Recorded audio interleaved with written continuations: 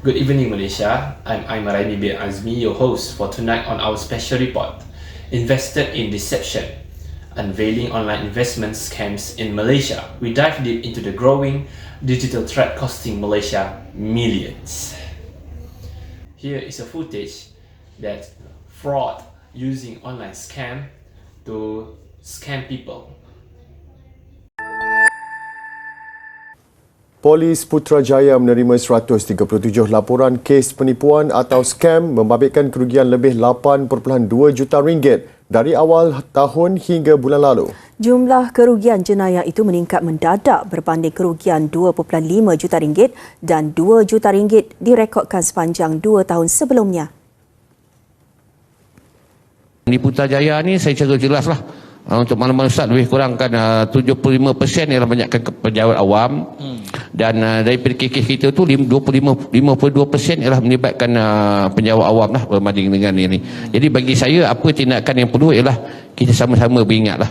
Pihak polis menyediakan banyak platform, begitu juga agensi bank negara, KMM menyediakan banyak platform untuk kita cek tentang sama ada sesuatu benda tu sesuatu yang genuine atau tidak. Social media platforms, once a place for selfies and celebrations, have become a playground for fraudsters. In Malaysia, scammers use platforms like Facebook, Instagram and Telegram, even in WhatsApp and TikTok to run fake investment schemes. These often promise high return with low risk. They feature polished graphics, fake testimonials and even impersonate financial influencers or licensed investment firms.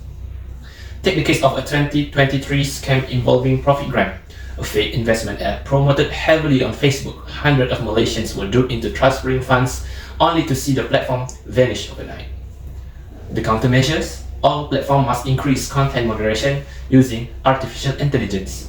Authorities should collaborate with tech companies to quickly block reported scam page. Users should verify investment offer with Securities Commission Malaysia, SC. Next, we have our footage here. It got me thinking about my full-time employees and their ability to survive on $8 an hour in New York City. And foremost in all of our minds has been the loss and the grief felt by the people of Orlando. Most of us don't get our healthcare through the marketplace. We get it through our job or through Medicare or Medicare. And what you should know is that thanks to the Affordable Care Act, your coverage is better today than it was before. Women can get free checkups, and you can't get charged more just for being a woman. To give his employees together to pass a common... There's a bill that would boost America's very, very hard times. Some progress, at least within the small confines of the legal community. I think it's real important. Here we go. President Barack Obama. When you giving a speech, make sure you use a lot of pauses. America's businesses have created 14.5 million new jobs over 75 straight months. We're developing technology. Every technology can be used in some negative way, and so we all should work towards making sure that it's not going to happen.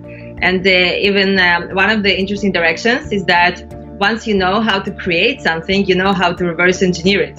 And so you can, and so one could create methods for identifying edited videos versus real videos.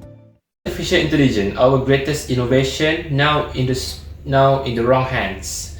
Scammers are using AI-generated voice, deepfake voice, and chat box to appear more convincing.